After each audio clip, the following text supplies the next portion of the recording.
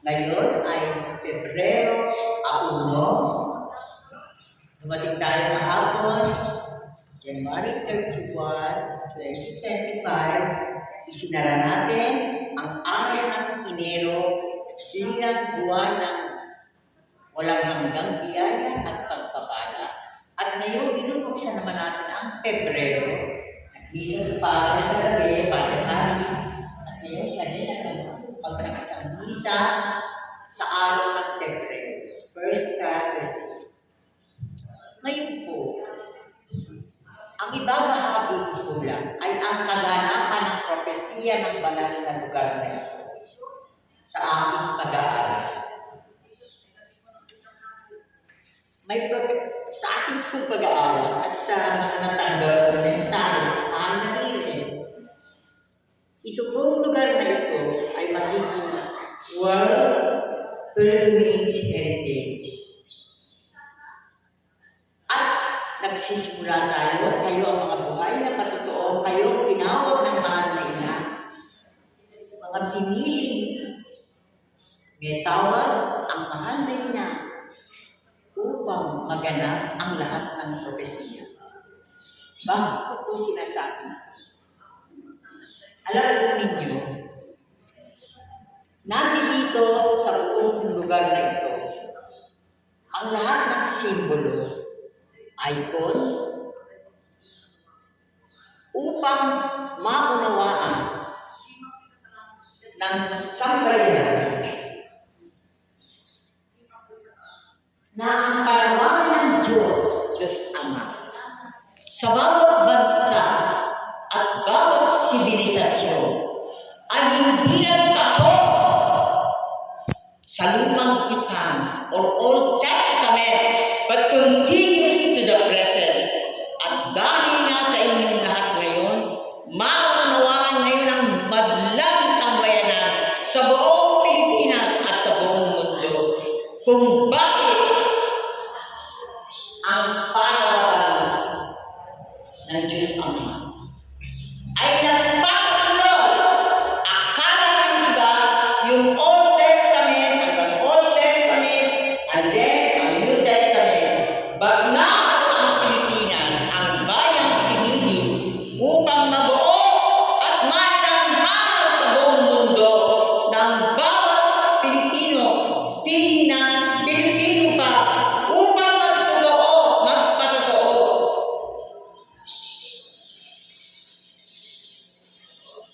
Na ang Pilipinas ay tinawag upang magpalaga sa buong mundo. At diyan ay paliliwanag ko sa isang madaling pagkakas sa dalawang ito at ang kapitan dito. Ang mahal na Biblia ng liwanag, nakabihis na siya ng ginto. Gintong puso. Ginto rin ang kailangan na lilitaw sa takdang panahon. Ang kumukit niya, sculptor niya, ay si Alex Ojas Castro. Ang kanyang mahal na esposa, si Milagros Ojas Castro, darating mo sa Monday, February. Bakit po siya napakamahalaga? Ang bleeding heart, ang parawanan ng bleeding heart. Kasi po, ayun ang sabi ko, ang lumilog na sculptor ay si Alex Ojas Castro. At ang nagawa naman ng noon or model ng 10 commandments na inilalagay na nilagay sa buong Pilipinas at ang gawin nga sa mga paaralan sa Metro Manila at nakasama pa ako sa ibang bahagi ng mundo. Ano ang ibig sabihin? Na sa mula sa araw na ito, yung sinasabi ng mahal natin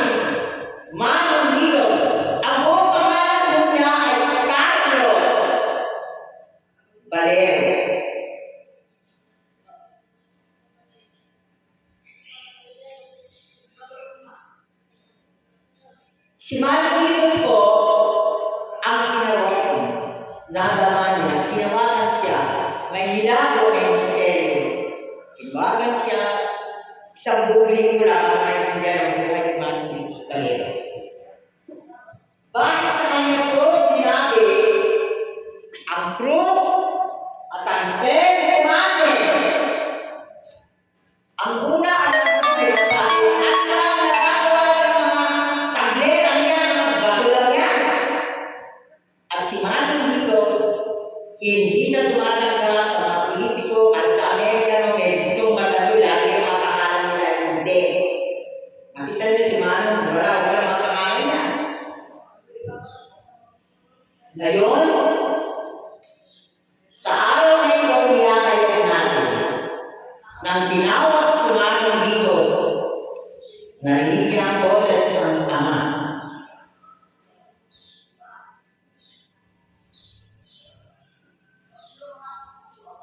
Hindi siya man ginawa ng karamihan, ngunit sa biyaya at hanggang pagkabalan ng Diyos, sa ng Espiritu, binigyan siya ng tibay sa pagkakasya, moment to moment, God's will be done, God's moment, at every tayo tinawag, tayo patotoo.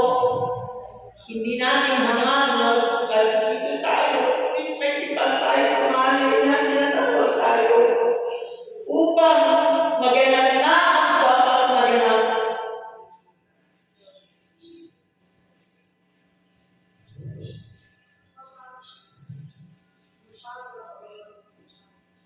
Si Father Harris, kayo,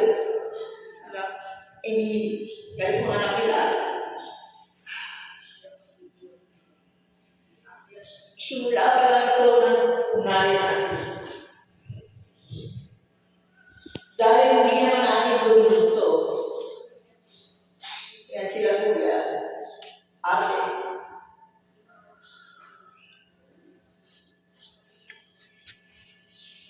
Bakit ito ang propesya ay mahalaga? Na tayo ang gumaganap sa isang ganang na propesya. Bukas po ay Pebrero 2. Ang kamistahan niya kung tawagin ay Kasyo, Pebrero 2, pag-aalay sa infant Jesus, di ba kasi sa batas ng Israel, 1 month after the birth of the firstborn, ang unang anak, lalaki, iaalay sa templo.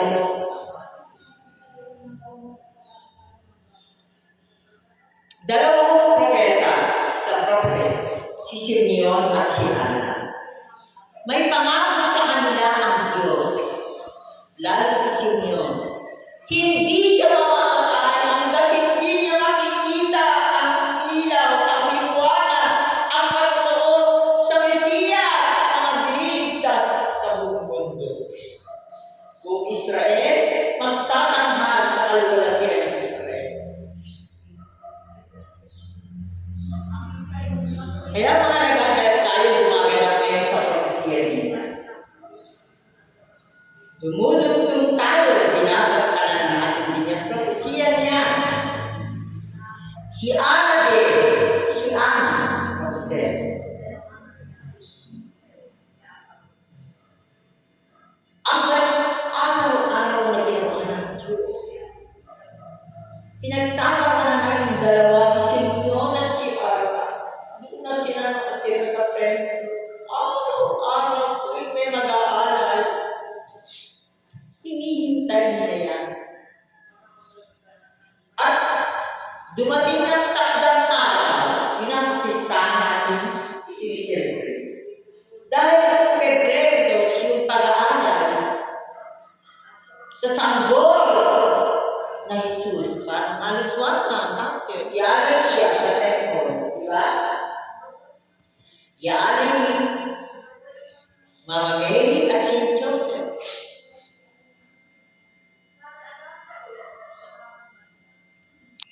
Ang banal na Espiritu ang gumagay kay Simeon at kay Ana upang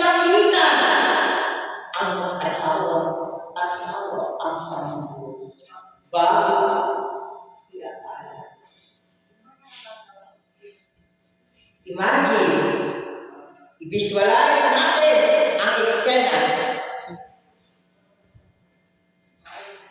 Nang makita, tinanong sa angkan, at alam niya, so, pinuha ang sanggol, pinuha ang sinyo, at itinaas niya, itinanaan, at sabi sa Diyos Ama sa kalangitan, ang ating niyo, pangakong niyo, now I can live in peace and I can die in peace. Because you fulfill your promise, I hold the Savior, the promised Messiah to Israel. Dahil ang propesya na ganap sa akin, ngunit eto po, kaya kayo nandito, eto na ang ating papel. Sinabi kay Maria, ni Simeon, ngunit ikaw, kay Mama Mary, sinabi, ang batang ito ay tinawag sa pagbaba, the rise and fall of Israel. Born to suffer the crucifixion and the glory. And ako kay Mama Mary, may punyan, may dusa, punyan, ng pagpapakasama. Ikaw, tingnan mo ang mahal na ina. Alam niya na isinilang ang sanggol ng pamamatay.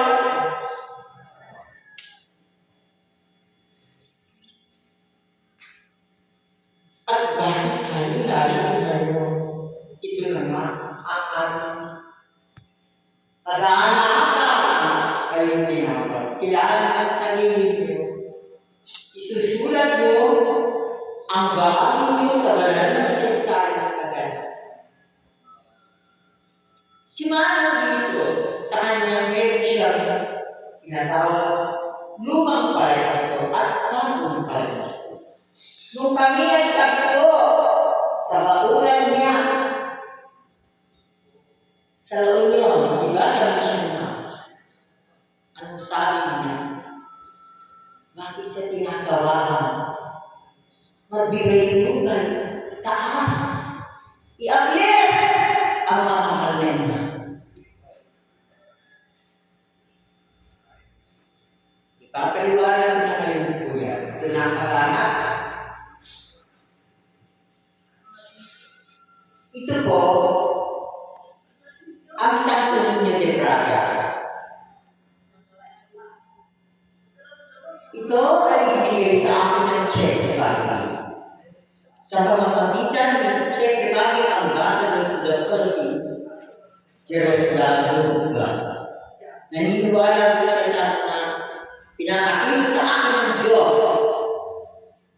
Kaya, nung inimbitahan na namin kasama ang delegasyon, ito, pumuntahan sa Santo Niño de Braga, bigyan ng superior, mga Carmelite Fathers yun sa Czech Republic. Ito po ang binigyan sa akin.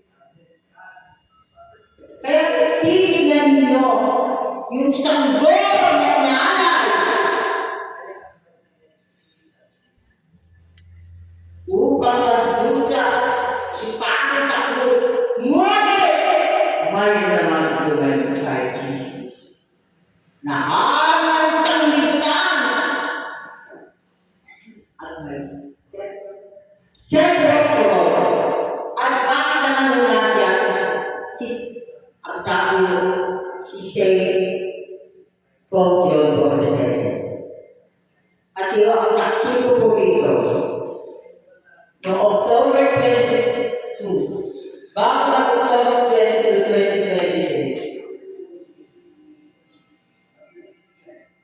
2026, sumulat po ako sa katigan kong regional director ng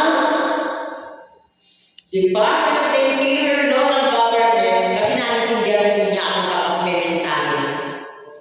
Gusto ni Safe Interfaith Safe Conjure Concert.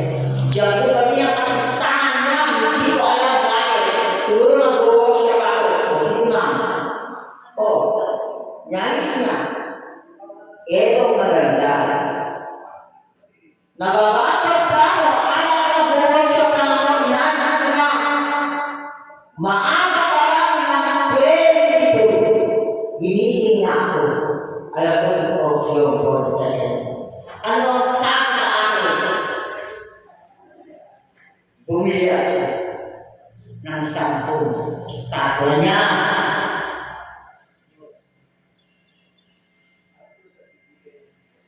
At ang banal na espiritu, ginagaya ko, sinabi ko kay Regional Director, Leocadio T. Trobela. Dahil si Director Leocadio T. Trobela, naniniwala sa mensahe sa akin dahil ito na naman ang mahal niya. Nung sinabak siya sa Amerika, nagbilabot ng Manila. Gusto niya marating si Director Leocadio Trobela, muno Director ka siya ng National Barangay Operations Office. Bilangin niya, nung malito niya sa bahay ni Alex at Milagros Oras Castro, diyan natutulog sa bahay niya. Hindi ba yan ay matotoo na naman? Nagbilado! Kasi sino ako tanang magpunta sa akin dapat galing sa Amerika?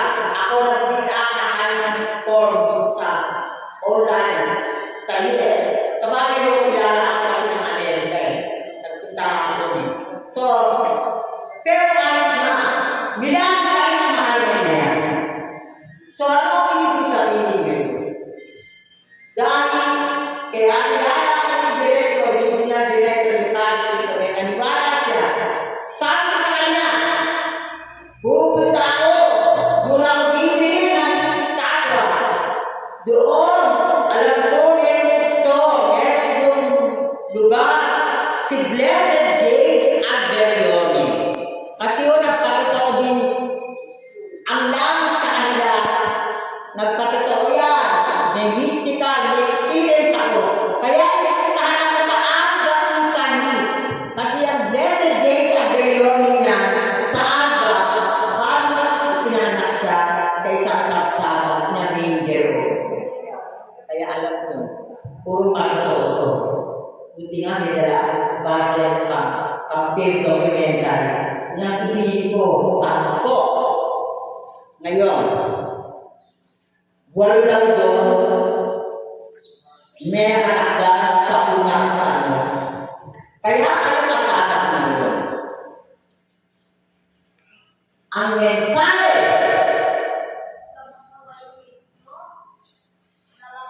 ito ako, nangalan, ang nagabot sa kanila, si Manong Litos Valero. Di ba, Father? Doon sa kanyang kapilya. May mensahe.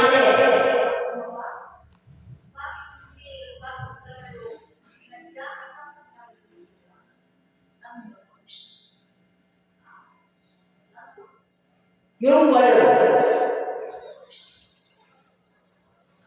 Nabuhat mo sa akin nung pagdating ko ng January 31, sa bahay sa business house nila Manong Litos Valero. Ang sabi sa akin,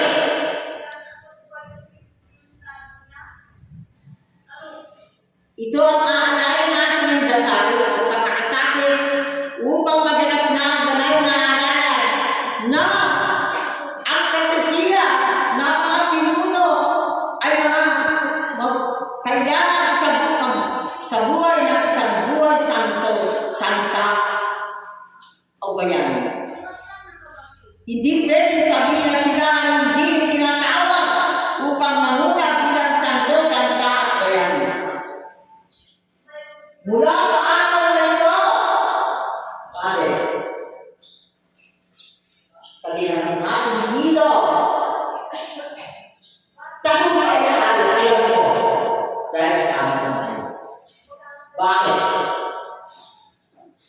Pinaghawa ko sa kanila, inalay ko ito, ang mensahe. Walong mga spiritual leaders ang nagbibigay sa mga tatatay na hindi magiging karagdagan sa pagdating ng halalan ng Mayo. At sa June 9, 2025, yan kasi yung kagustahan ng isang Teresita at namin niya sa sarili niya. God's mercy lang na walang hanggang pag-ibigay. Ano ang nangyayari?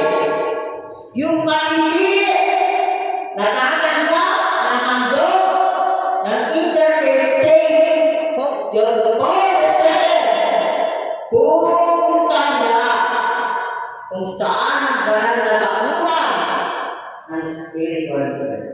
Kaya una-una sumahan dito kung sino man niya makakita sa kanya. Pupunta dito.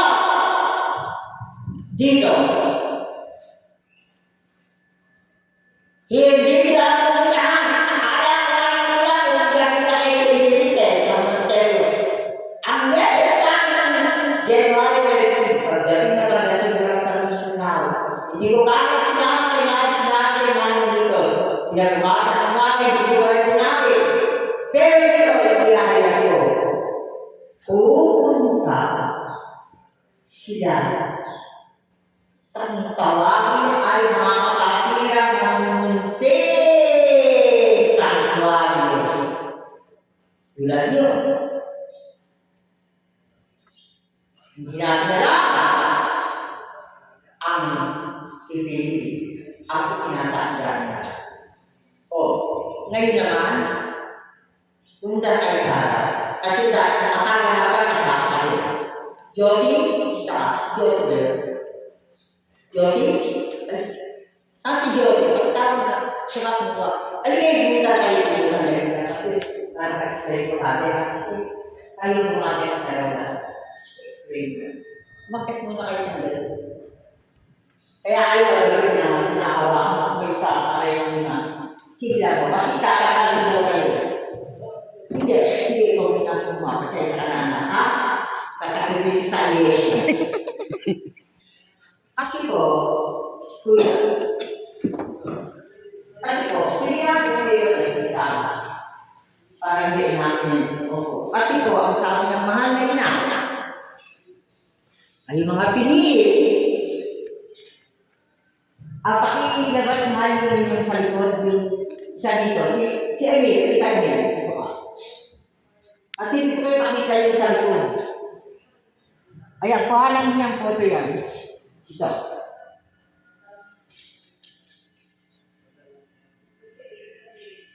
Dambana. Ng biyaya. Okay. Kanina nag-usap kami ni Emil. Bakit ako ang mensahe sa akin ang mahal na natin? Nung pagdating namin dito at tinawagan ko yung dalawang anak niya. Anak, bibilisan niya na ako.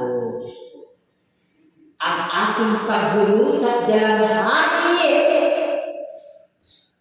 Nung sinabi ni Simeon na ngayon niya nakakaanak sa iyo sapagkat ang anak na ito, ang sanggol na ito, na tinawag ang pinaihintan ng Mesiyas, manunubos, ay may pag-aalay na may kasamang pagpapakasakit. Kaya ang mahal na ina, ang mahal na ina, ang mahal na ina, ang pusong nagdurugo, ayun tayo tinawag dito. Mauna tayo, mauna. Upang ang pusong nagdurugo, Emil, pakiakyat. At ang Birhen ng Rosa,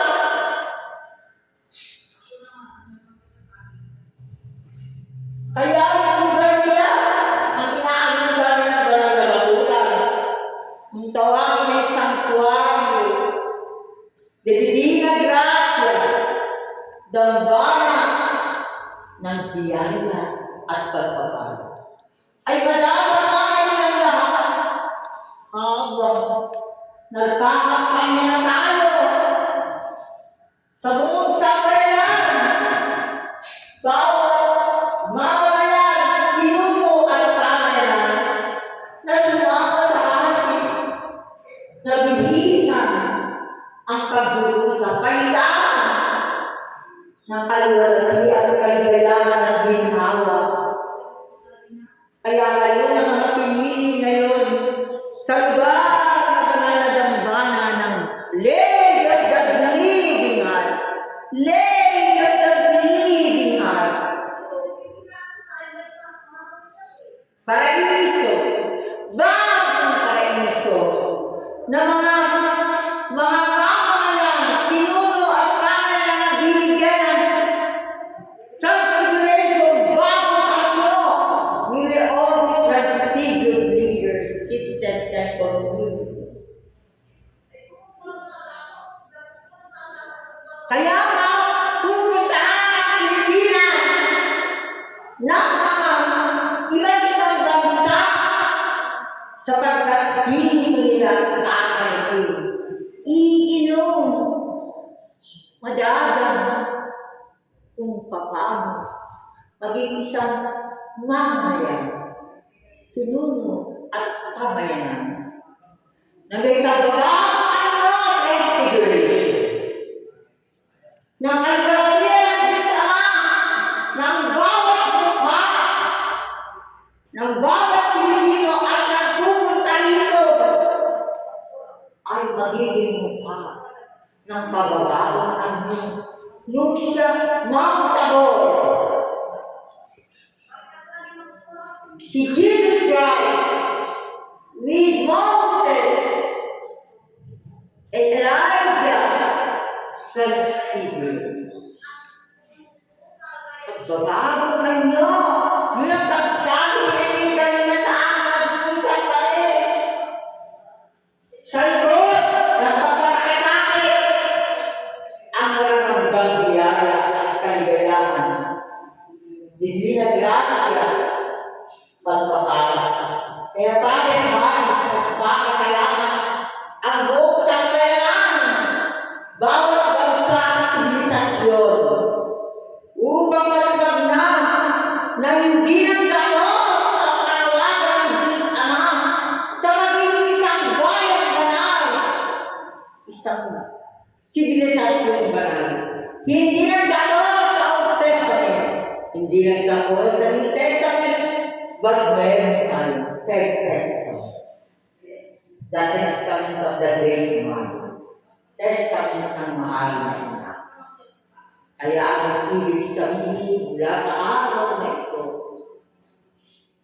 tinatanggap natin, isinasabalikat natin. Ngayon tayo tipan sa mahal natin na.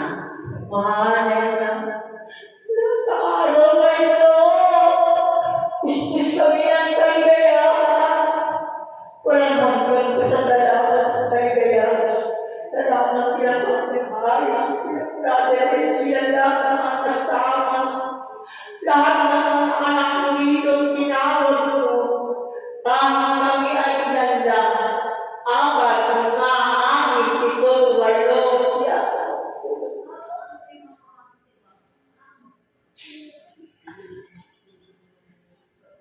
10. Isang banal na posisyon may pinagsisimulan. Mahal namin ang mga dito sa Carlos, dito sa Korea. Salamat. Wala hanggang pasasalamat sa inyong pagganap. Sa mga mensahe na ibinigay sa iyo ng mahal na Ama, Anak, at Espiritu Santo, dahil pinagbilang nabigyan tayo ng biyaya to do the will. Anong nakalagay dyan? Please help me.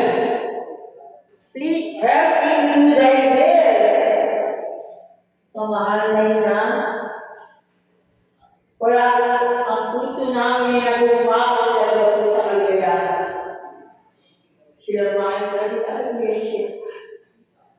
Hindi. Lalo na po ako dahil lagi ko pong sinasabi sa lahat ng bansang natin ko. Magtiyaga lang tayo, maghintay tayo sa tanong ng Diyos. Ang mga pagpapakasakit, mga panalangin, ay hindi makatuloy sa isang kaganapan. At sa araw na ito, gaya ng pangako kay Simeon at kay Ana. Kaya dakilan na pustahan bukas ang pag-aaral at presentasyon ng sanggol ni Jesus bilang liwanag ng kaligtasan at walang hanggang liwanag ng katipangan sa pangako, sa propesiya ng mahal nating Diyos.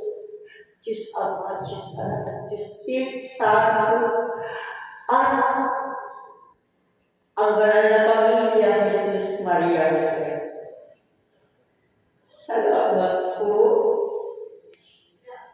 Walang hanggang pasasalamat. Pwede ko ba kayo yakapin sa salamat natin? Madamahan naman natin ang pagmamahal ng ating mahal na ina. Salamat, salamat, salamat, Emil. At ibibigay mo rin yung aklan mo. Huwag kang makalimutan. Tuwan-tuwa ako dahil kayo may kasama tayong gaganap. Hindi ako nag-iisa. Diba?